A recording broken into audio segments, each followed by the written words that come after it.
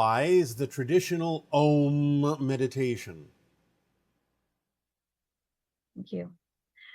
Um, are natural places that have lots of noise and echoes from the city a fitting place for group gatherings in case there are no quiet sites?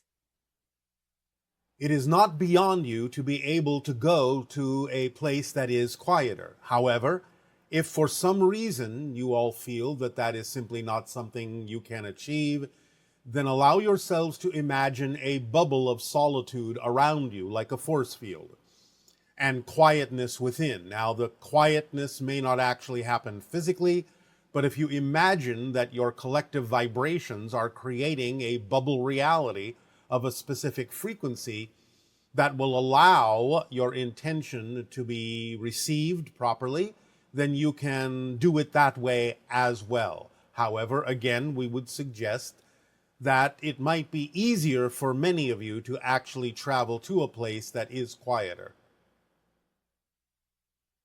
Thank you. If we were to send invites to ships individually and not join in a group, would that be less significant or not effective at all? Do we have to do this in groups? No, you do not have to. However, if you do it in individual form or smaller groups, 2, 3, it will be more dependent upon your particular soul's life path as to how it is that contact may happen and when. So a group can actually, to some degree, be representative of an agreement that a group has made for acceleration of such contact, whereas an individual may find that the contact will take its cue more from that individual's life path, and it may be somewhat different than would be experienced in a collective group. Could you describe a very unusual way to make ET contact that no one has thought of as of yet?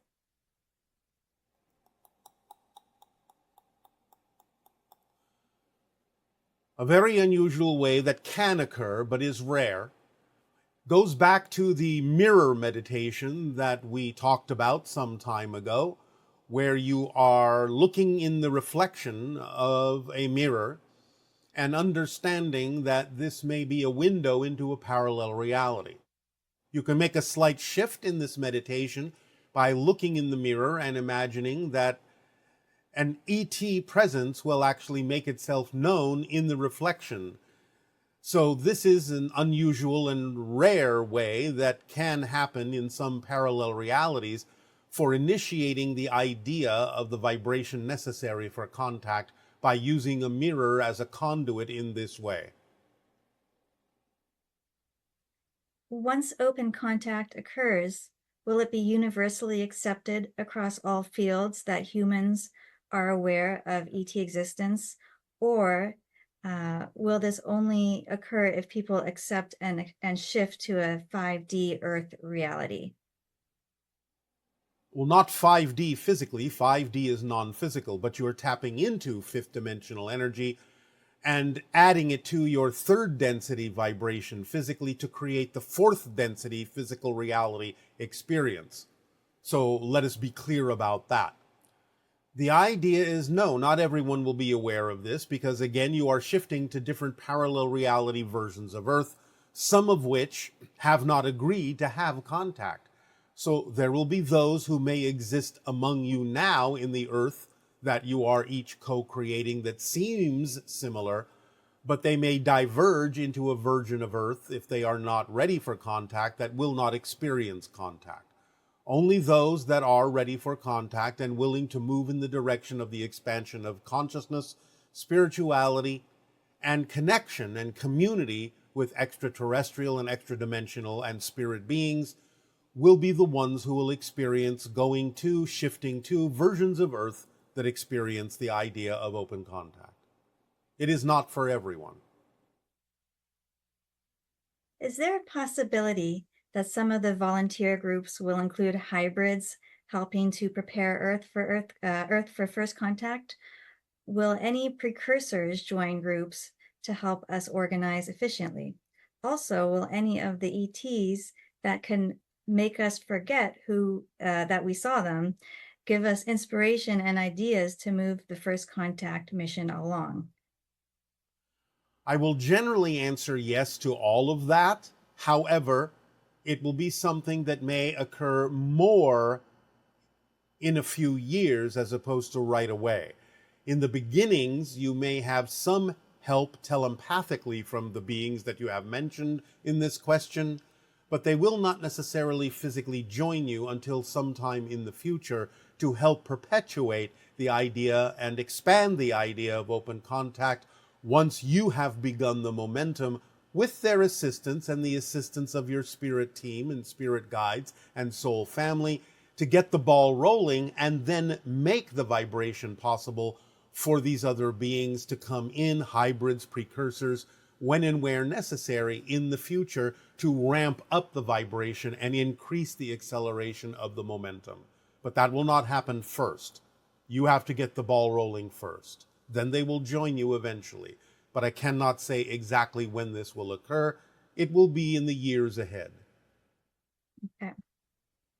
When open contact occurs, will humans with physical ailments who might want to go on long trips on Yael ships or underwater bases be accommodated beyond just food and beverage? For instance, how do you address a human passenger who might need regular kidney dialysis, or a passenger who requires a wheelchair, or a passenger who is blind?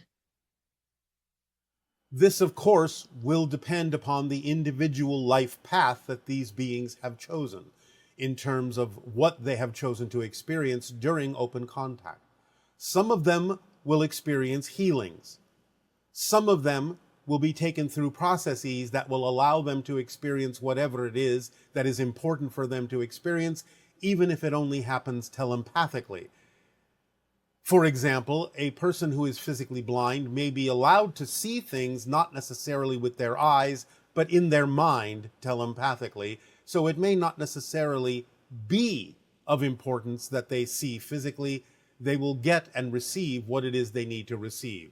For those whose life path includes the choice of actually having their physical blindness changed and healed, then that will happen for them. But again, you must take this on a case-by-case basis as to what is relevant for that individual's life path. For step 3, you suggested sending out a massive amount of letters to officials every 3 months. Why is this preferred rather than sending out smaller amounts of letters more frequently than every 3 months? I feel that moderation feels more balanced for my daily life, but I'm open to hearing the reasons why bulk mailing all at once is more efficient. As you have pointed out in the question itself, and as we have reminded you along the way, all of these presentations of steps are suggestions.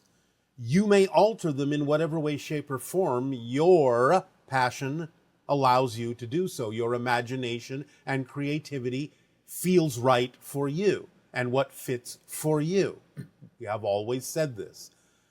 For some individuals that are receiving these letters, they will not necessarily respond to them unless they receive a lot of them in short order, in a quick amount of time. So it is initially designed by our suggestion to allow those individuals who might be more resistant to responding to these letters to receive enough of them that it reaches their critical threshold of response, to let them know how, shall we say, serious the request is by the number of suggestions and requests that they receive. So it is first and foremost designed for those individuals who might be more resistant. But again, whatever it is that works for you in your imagination, by all means, you are free to adapt the suggestion and the step in the way that works for you. It's been over 3 months since the instruction. How are we doing? You are doing fine, as evidenced by some of the changes that are now in the process of occurring in your society. Wonderful. Could you please share some details on how encountering interdimensional or ETs affect us physically, mentally, and emotionally? Well, again, the idea is exposure to the higher frequencies of many extra dimensional and extraterrestrial beings give you an opportunity to experience the upliftment of your vibration in the attempt to match the frequency of those beings, which automatically puts you in touch with any belief systems along with their attendant emotions and thought patterns and behaviors to examine more clearly, more deeply, the idea of what beliefs you wish to hold on to and which beliefs you wish to let go of, which will automatically alter the emotions, thoughts, and behaviors that you experience in your life. So, exposure to those frequencies is an opportunity to, as we often say, examine your beliefs and clean out your attic of anything that is not aligned with your core frequency to make yourselves more vibrationally compatible to the concept and experience of open contact. And along those lines, are they the same or similar symptoms that we're going to be experiencing as we ascend or ascension um, experiences? Yes. How long will it take us to no longer use languages as our primary source of communication and replace it with telepathy?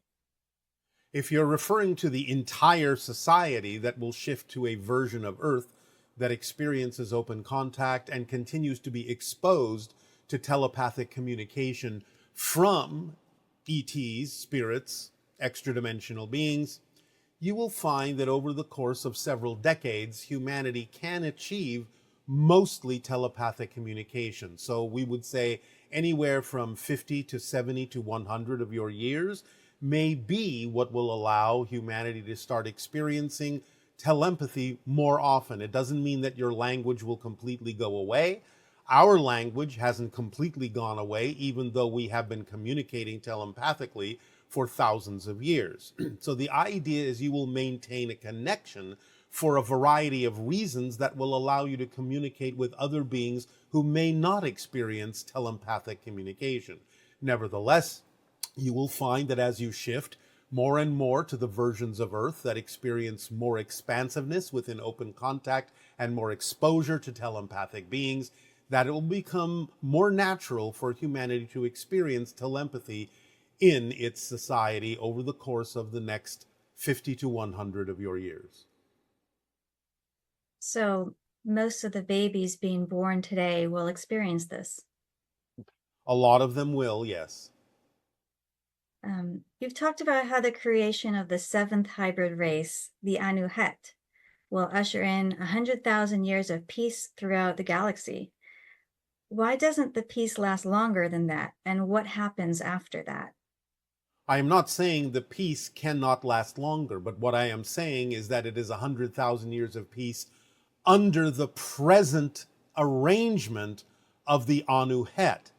There are other things that will happen after that. The peace may continue, but it will continue in a different way with a different grouping of individual beings. The idea is that your galaxy will go through a particular cycle that will allow for different beings to experience new cycles of awareness, new experiences as they have chosen to experience them. So it's not that the peace can't continue. We're simply talking about 100,000 years of peace under what you might term the present administration of the galaxy.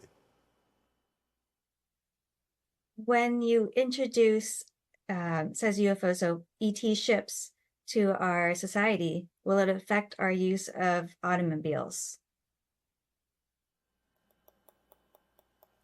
In some areas, it may. It depends. There will be other modes of transportation ultimately, of course, that will allow you to let go of the idea of your automobiles as you use them today. The introduction of new technologies will certainly replace them eventually with many modes of transportation. Why did you choose to incarnate on Earth as Daryl now, given that this is your only life here, as mentioned in an earlier transmission? to deliver information to Earth society at the time most conducive for the shifting toward open contact. Who created the technology for our souls to have a human physical and subconscious experience? Your spirits did, your souls did. If you're talking about the idea of why it exists that way fundamentally, well, again, that's simply part of all that is to experience itself this way in what you term the experience of physical reality in this particular dimension. There are other ways to experience physicality. There are other ways to compartmentalize and experience psychological effects in different parallel realities. But in this particular timeline, this is the way physical reality is experienced. This is the mechanism, or the quote-unquote technology, as you have called it, of how the soul experiences itself as a physical being. How many humanoid beings are there in the Milky Way and neighboring galaxies that we interact with on some level? You interact with an absolute minority of humanoid beings. There are many, many, many humanoid beings, millions upon millions of humanoid beings, and millions upon millions upon millions of others that are not humanoid at all. You interact with a very small fraction of humanoid beings, mostly Pleiadians and hybrids and grays, some others as well. Sirius can be considered to be somewhat humanoid, even though they are amphibious and bear more resemblance to the idea of a salamander, but still possessing the bilateral symmetry of a head, two arms, two legs, which you would loosely call humanoid. But you interact with a very, very small fraction of the humanoid beings that do exist, and an even smaller fraction of beings that are not humanoid at all. And what's the difference between the Shyalanaya, the hybrid children, and the Yael hybrid race? The Yael are the fifth hybrid race. The Shalanaya is the same thing as the hybrid children. Shalanaya simply means those who will come first, those who will come to live among you first. So that is the hybrid children. Shalanaya are the hybrid children. Yael are their overseers, their caretakers, the fifth hybrid race that will ultimately be introduced to you, but will not necessarily be the ones to ultimately live among you first. I'm going to shift over to some current event questions. Yes. Is the outcome of the coming presidential election in the US on November 5th, 2024, significant for open contact? It is absolutely significant. And it is a representation of an acceleration. You have skipped over 2 election cycles into the future.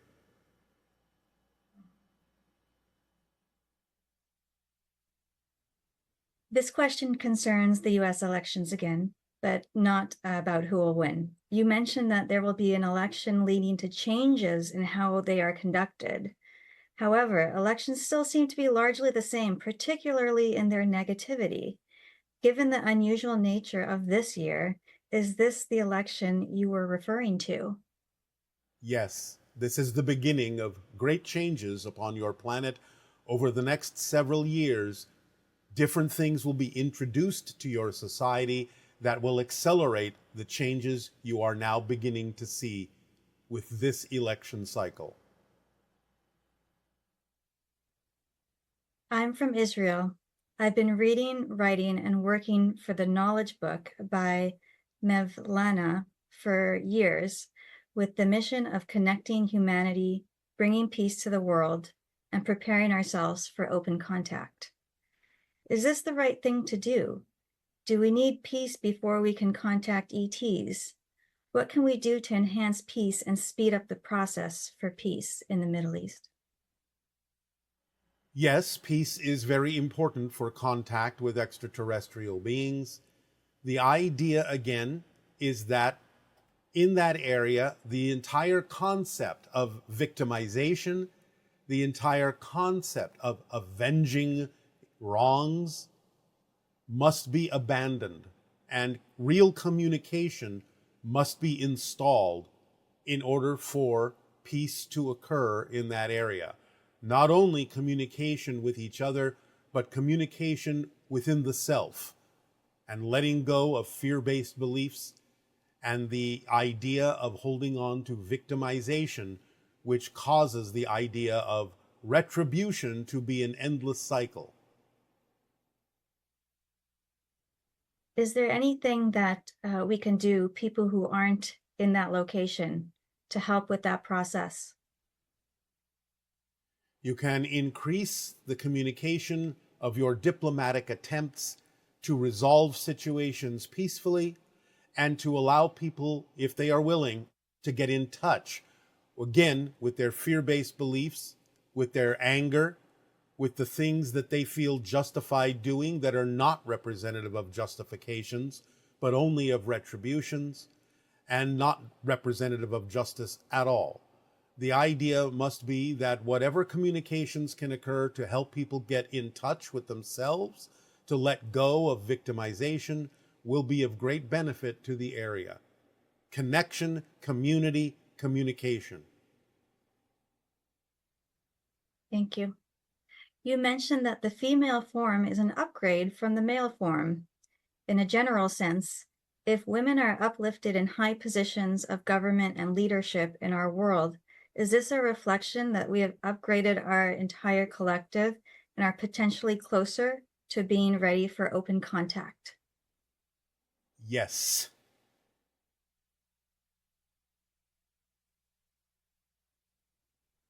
As you read our collective energy in this moment, can you tell us if our use of programmable AI reflects a significant acceleration in our collective vibration overall since we have started using it? Yes. It sounds like we are on the right track. Yes. Is there a place on this planet less affected by modern pollution, such as nuclear plants, mining, gas pipelines, and aerial pesticide spraying? Or is the global climate such that there's no escape from these challenges? Alternatively, are we a species becoming less affected by these issues? There is no place that is not affected by the pollution on your planet. As you raise your vibration and make different changes, you can mitigate some of this. And as you shift to different versions of Earth, then you will not create these things and therefore no longer be affected, because you will be shifting to a reality and a version of yourself that never was. But it requires the actions that you take in this version that will show the commitment to make the change and change the vibration that will shift you to the reality where you are not and never have been affected by these things, because they do not exist in those realities. Taking the actions in this timeline will allow you to navigate to the timelines where those actions never had to be taken. I understand this may sound paradoxical, nevertheless, that's the way it works in a holographically structured reality. I'm going to shift over to the nature and science questions. Yes. What existed before the Big Bang, and what happened before the Big Bang? Other universes. Each universe is the product of a universe before it.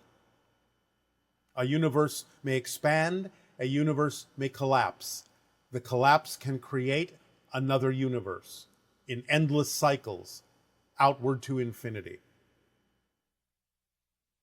So does that mean it was a collapse from a different universe that created ours? Yes. Oh, interesting. One Scientific- multiverse collapses into another multiverse. Well, scientifically speaking, how does a particle know it is being observed? It doesn't know it in the sense that you know somebody is watching you. Because remember, the particle is a product of the projection of your consciousness. So you know you are observing it, and therefore the particle takes its knowingness from you being the one that knows you're observing it, because it's a projection of your consciousness, a reflection of your consciousness as you observe it. It doesn't know it independently. This person says, I'm going on an Alaskan cruise next summer. I live far away from the ocean, and I'm excited to feel close to dolphins and whales. How can I best connect with them at that time? Send them images of peaceful interaction with them, send them unconditional love, open up to receiving impressions, especially in your dream state, while you are closer among them. See what you receive. Respond telepathically to it in your imagination. It can increase, it can expand, it can accelerate. Visualize them surrounding you. Visualize yourself communicating with them. I have heard that the Earth's magnetosphere has deteriorated so severely that no spacecraft has been able to enter it for more than 2 years. Is there any truth to this? No. There has been shifting and deterioration. It does not in any way, shape, or form prevent spacecraft from entering your domain. Your world is full of portals. It's easy to enter your domain through these portals, regardless of what's going on with the magnetic shield around your planet.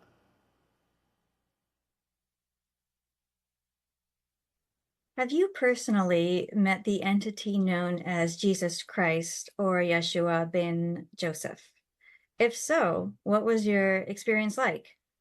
What role does he play on Earth, and what role will he play in our future, and including the distant future? As already mentioned some time ago, we interact with the collective consciousness of your world, which you can refer to as either the Christ consciousness, the Buddha nature, the Krishna spirit, or by many other terminologies. It is an interaction not so much exactly with the personality you understand as Yeshua, but with the greater being of which Yeshua is a part, because we require permission to interact with your collective consciousness. So we do not intervene in your society in a way that does not in any way, shape, or form violate your free will choices of what direction you are evolving into. So we interact with it all the time, and it is no different for us to interact with the collective consciousness of your planet, represented by the idea for some of Yeshua or Christ consciousness, than it is for us to interact with our own collective consciousness, which is referred to as Shah. Can you tell us more about Shah? It is the representation of our collective consciousness of the Sasani people, that which we had described as the awakening over a 3-day period that allowed us to all become telepathic with one another. So does that mean that Yeshua is unique to Earth? Yes, there are similarities to different collectives that exist in other civilizations, but the particular personalization you know as Yeshua is unique to Earth. You've mentioned that in addition to your civilization, there are 6 other hybrid races containing human DNA, with Earth becoming one of them. Earth is becoming the 6th. There are 5 other hybrid races. If you want to include the hybrid children, you could say that is also a 6th. But there are 5 basic hybrid races, and Earth is becoming the 6th hybrid race. That is what will be helped by the Shalanaya, by the hybrid children, in mixing with humanity to become the 6th hybrid race. Ah. This person is asking, was the human DNA mixed with ET DNA in the far past more than once? So we know it was created to create us, mixed to create us, but were there any other attempts of mixing the DNA? Yes, the creation of the hybrid children involved great mixing of genetic material by the Greys. It is an experiment that lasts a long time. It is utilizing many different genetic strains for optimization of the hybrid children, and therefore, those that are part of the hybridization program have been, in a sense, genetically mixed ever since the hybridization agenda began in your timeline. Was that about 6,000 years ago? Approximately, though that is a very generalized timeline. But talking about timelines, if our world is splitting into two, and the people in the quote unquote other world will eventually disappear from our reality, does that mean the world's population will be cut in half? Will there be a mass die off or exodus event? Not necessarily, though some of that may occur. But the idea is that the worlds that you will shift to will have their own populations as well, representative of souls that have chosen to be a part of that reality. Now, it may not be the same level of population that you experience right now, but it doesn't mean that the population will be cut in half, because there are many different souls that will choose to have an incarnation in those versions of Earth that you will be shifting to, some of which may not be incarnated now. And will the babies being born now and the children, will they be progressing to the positive Earth, or or do we not know? Most of them will be, because that is one of the reasons why many of them are choosing to be born at this time. And again, remembering that they are a new species that will not forget so much who they are, the vast majority of them will be part of the idea of open contact. There may be exceptions to this depending upon the life path that certain souls have chosen, and some of them may choose to go in directions where contact doesn't occur. But the vast majority of those being born today on your timeline have chosen this timeline specifically because of the experience of open contact that they will be of assistance in bringing about. Is having contact with a deceased person the same as having contact with an AT? You once mentioned that on your planet you are in connection with the deceased ones from your civilization. How is this contact possible? Why can't we see with our eyes our deceased ones and ETs? Are there some techniques you can share? As we have often said, following the formula, especially acting on your passion, will raise your vibration.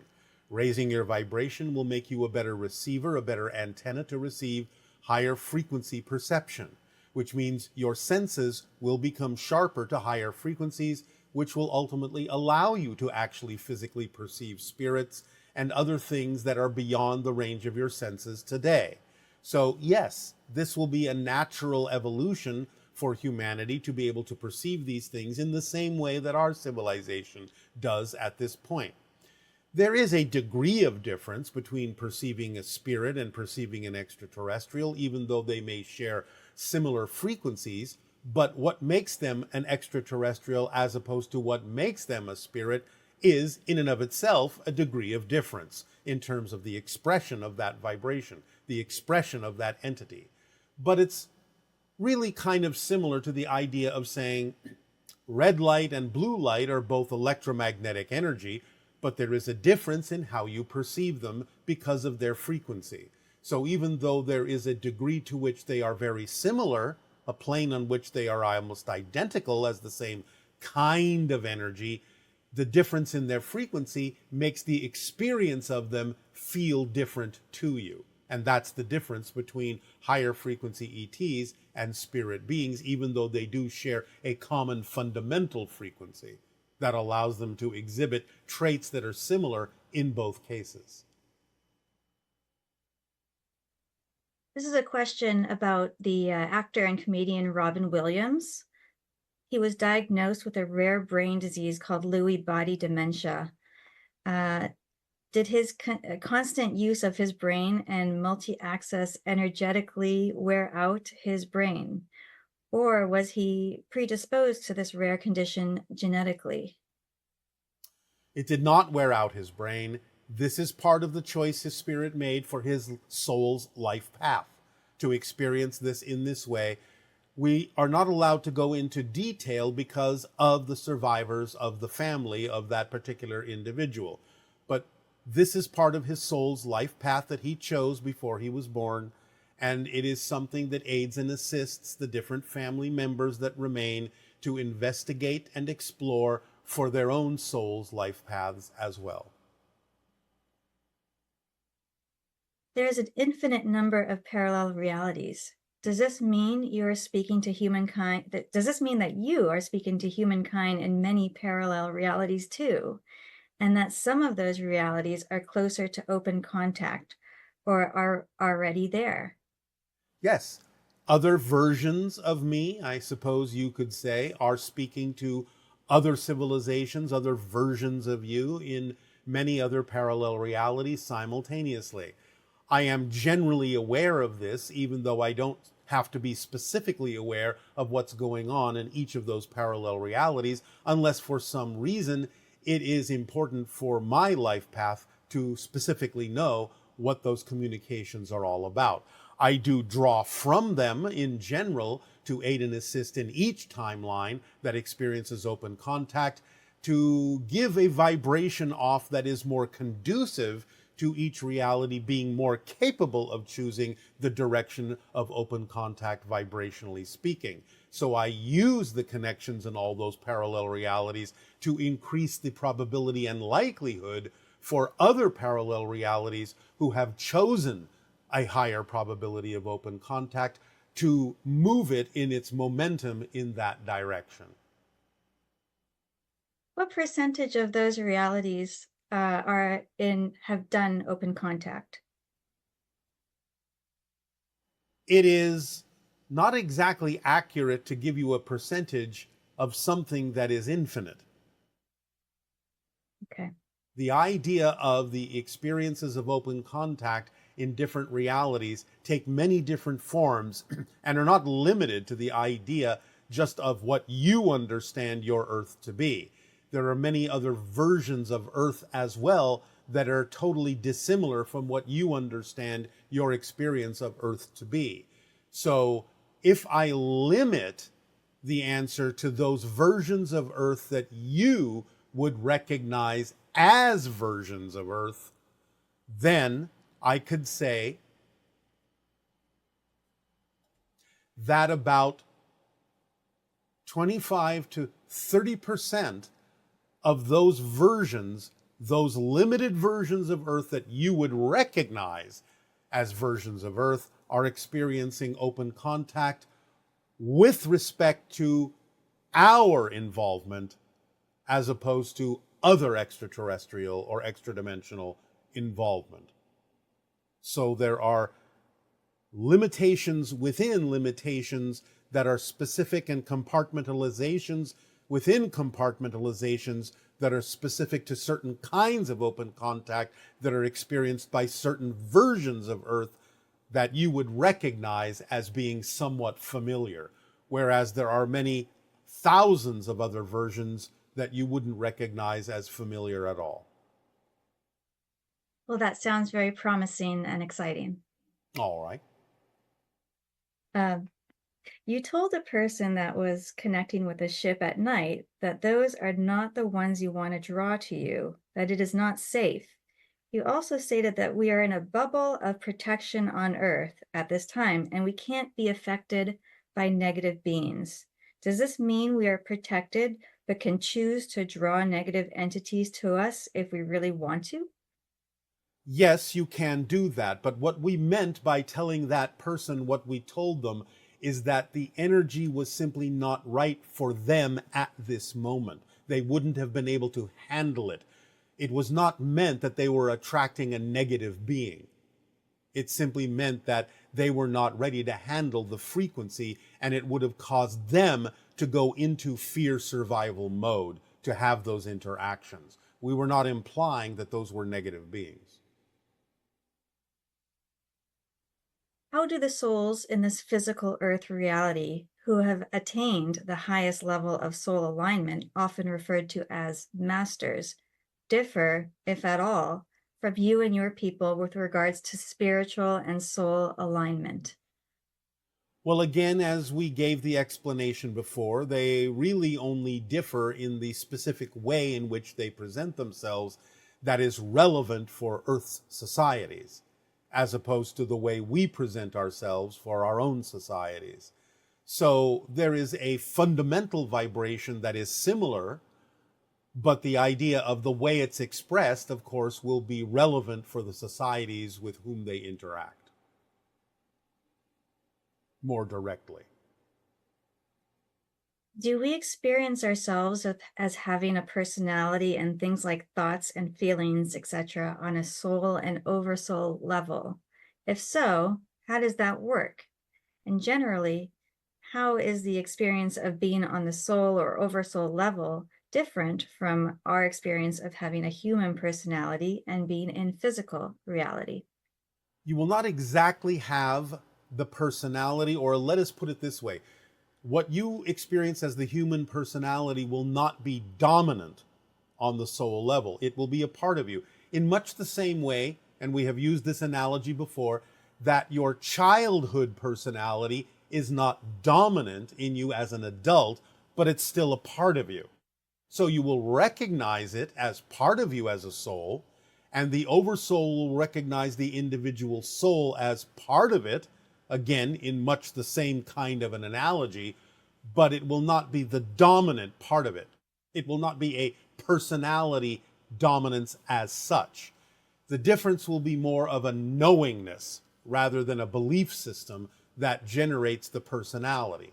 So you will simply know who you are, you will know what you need to know, and you will know what the connections you are creating will be all about. You will experience them in a very different way. It'll be more an experience, direct knowingness, rather than the removal that you experience through the idea of a personality that seems more separated from source than the soul or the oversoul would experience.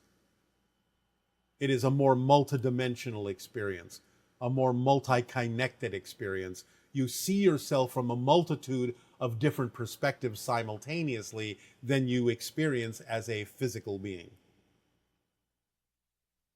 And on that note, is the life review experienced from the perspective of the personality self, the soul, or the oversoul? It is experienced from both, in the sense that the soul experiences it more objectively, but experiences the idea of what the personality experienced or would experience if it still existed, because that gives context to the idea of what the personality's effect was on other personalities during the physical life experience. But the soul experiences all of that more objectively as a lesson plan, rather than experiencing it directly in the way the personality of a physical being would. When a person is channeling a spirit or ET, is there always a version of the channeler's higher self coming through? The higher self is always involved, in a sense, as a facilitator for the connections that a being may make to other beings. Yes, the higher mind is always the go-between, because that's your soul. And your soul, in its life path choices, has to be engaged and involved in any of those choices to connect to other beings. So the higher mind, which is synonymous with your soul, is always involved in the process. This person says, I recently received your gifts, the contact crystal and crystal skull, and carry them with me all the time. Last week, I dreamt of a large black pyramid with sharp edges illuminated by white light floating in the sky. Could you please help me understand its meaning? This is a higher dimensional version of what we have referred to as our phone number. The black equilateral triangle backlit against a black background by deep blue light. What you have done is dimensionalized it on a higher level. You now see it as an actual pyramid or tetrahedron that is backed by the white light of source, which is representative of our collective consciousness on a higher level. So you were tapping into our frequency on a higher level in a more multidimensional way. Is there any point to praying, or is it a waste of time? Nothing is a waste of time. It depends on how you approach it. And remember that praying is simply a present state of appreciation and gratitude for who you are and what you experience in the here and now. It's not about asking for things you don't have. That's not what praying is. It's about aligning with Source in a way that allows you to experience unconditional love, appreciation, and deep gratitude for who you are, how your life is unfolding at present, and the lessons that you are learning for your soul's growth. It is an experience of connection to Source and the infinite. It is not about the idea of asking for things. That's not what praying is. So yes, it's not a waste of time. It is what connects you to Source more closely. How is that different from meditation? It doesn't have to necessarily be different, although again, it's a matter of technique and how you use meditation and what you choose it to experience with it. Are there any teachings or permission slips on this planet that are completely clear and entirely truthful? Or are there always distortions that require sorting through and discernment? Is there anything we can truly, fully trust and we can truly know that is the truth while we are here? Or is it always, or will it always be a hall of mirrors with different truths and perspectives? The one truth you can always clearly trust is that all truths are true for different people. And that's why we give you the idea of permission slips, because each permission slip will work differently for different people if it allows them to reflect within themselves the ability to get in touch with their belief systems and let go and clarify themselves of those beliefs that aren't aligned with their core vibration. Then they will work for those people and give them the clear understanding and the clear truth about who and what they are as a reflection of Source, of existence, of the infinite. So all permission slips can be used to that end. They can be used positively or negatively. But the idea is you each are a clear truth, a clear reflection of all that is, but you are creating a situation and a circumstance where you use permission slips to discover that clarity, that truth of who you are within yourself. So you are going through a process of clarification. Could you share how to feel empathy without feeling sad or sorry for another being? I don't want to victimize, but my heart still feels bad for those beings that are neglected and abused. You don't have to judge the experience. Remove judgment from the equation, and empathy will not allow you to feel sad, but allow you to experience compassion in the same way that you would look at a child who simply hasn't reached a point of understanding of how something works. And you can have compassion, but you don't have to be sad because you understand they are on a learning path. They're on a learning journey. They will grow. If you feel the sadness, then you are evolving into judgment in that sense and actually no longer feeling empathy, but sympathy. You are aligning with their lower vibration, which doesn't serve you to serve them. Empathy is a vibration that allows you to identify and have compassion and understanding for what they're going through, but is a vibration that can also be sent to them to help them uplift themselves and learn what it is they need to learn that will serve them best. So stay in service as you pick up upon the vibrations and the lessons they are going through, but do not devolve down into sympathy to match their frequency, because then you are not helping them uplift themselves. So don't bring judgment into what they are experiencing, and you will not experience sadness. You will experience true empathy that gives them the opportunity to uplift themselves, and you will have compassion for them in the same way you would have with a child that is learning a lesson that's important for their life path. So empathy uplifts them, and Yes. sympathy brings you down to that lower level. Yes. In the last transmission, you talked to somebody about highly sensitive people and how they're often as a result of trauma.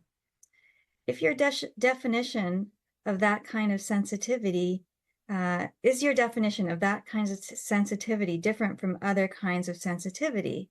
It seems like, yes, there are trauma-based sensitivity, but also maybe other forms of energy awareness and kinds of sensitivity. Can you talk about different kinds of sensitivity? If there are different kinds and what makes a person more or less quote unquote sensitive? Also, what are some of the rules for sensitive people in the world and the reasons that one might choose I'm going to? to stop you right there. This is an extremely large subject we do not have time to address fully. There are different kinds of sensitivity, and there are different ways in which people have chosen to achieve the sensitivity that they experience in physical reality. Not all of them are the product of trauma, although some souls may have chosen that to ensure that they will have a certain kind of level of sensitivity to things, but they don't have to carry the idea of the trauma forward once they achieve the sensitivity. And there are those that have chosen other paths where they simply have natural sensitivity to things in a certain way. We cannot go deeply into this subject at this time.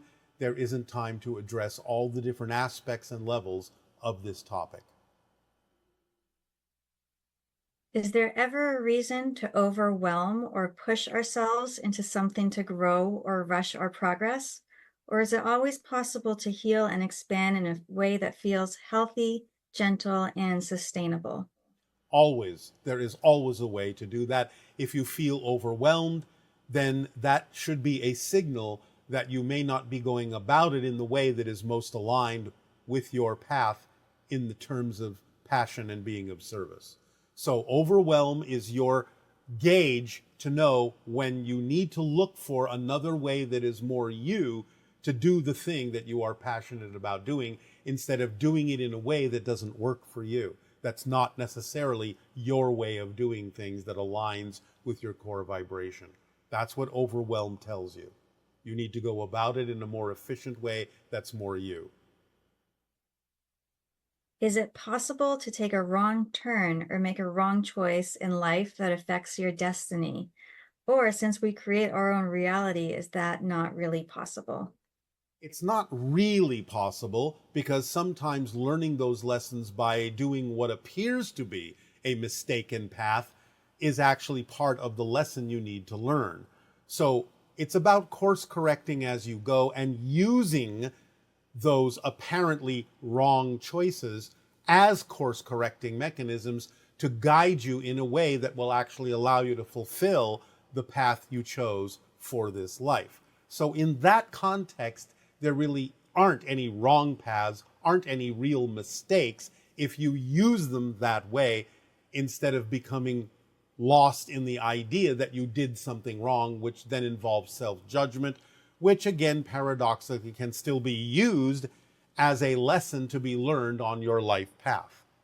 So that involves your free will about how to respond to the choices that you make, not judge yourself for them, but learn from them in a positive way that will act as a guiding mechanism to allow you to accelerate the idea of how you experience your life path in a positive way, as opposed to decelerate you in learning your lessons on the life path in a negative way. Both can be instructive, but one can allow yourself to feel more effortless and joyful, and one can feel like more of a struggle. It's up to you to determine the way in which you go through life, the speed at which you go through life, how you experience those things with your free will and your response to what happens and the choices that you make. Can you offer insight on why some people use helping others to avoid addressing their own needs or still feel unworthy after providing service? Well, again, if you are not taking care of yourself, then you can't really be of help to any others in the overall sense. Yes, you may be able to perform some particular duty that does assist someone, but if you're doing that from a position and from a vibration where you don't feel worthy of doing that for yourself, then you're not really giving the others the full measure of the frequency and the vibration of assistance that you could be giving them in your service to them.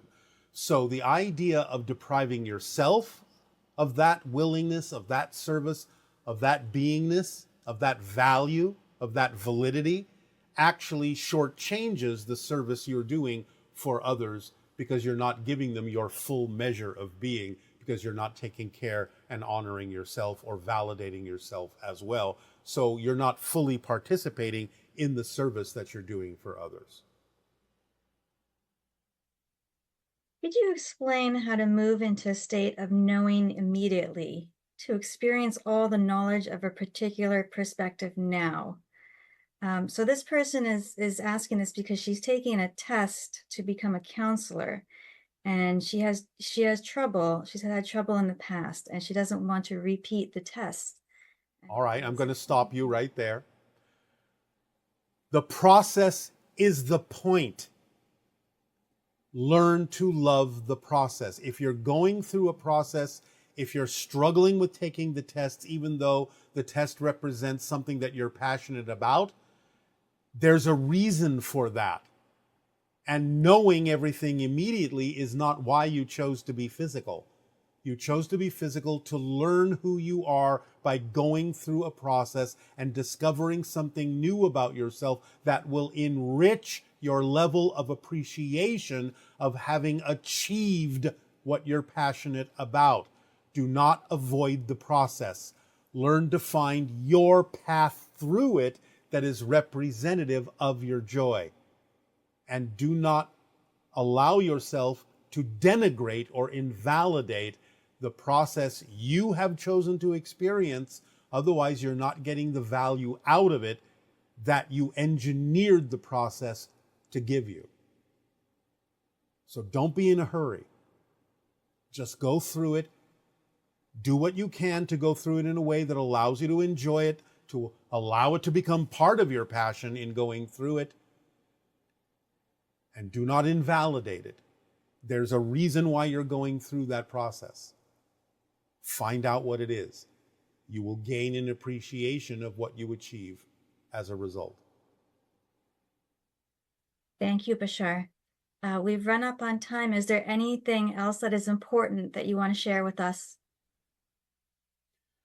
Allow yourselves to know that you have accelerated greatly in the past few months and brought in more rapidly what you would term a future that is more resonant, more vibrationally aligned, and more highly probable in the direction of open contact. It is not so very far away in terms of time that it will begin. A couple of years. It is imminent in its beginning. Open up, participate, act, join, communicate, receive. We thank you, and now allow yourselves to go forward in this transmission by energizing yourselves to create gatherings, to reach out, to commune, and to invite contact into your reality in a more accelerated way, in a bigger scale, bigger scope. Have fun. Use your imaginations. Be creative. That is what will accelerate you most of all. Thank you, Bashar. You are welcome. And now you may continue in your imagination with the rest of this transmission.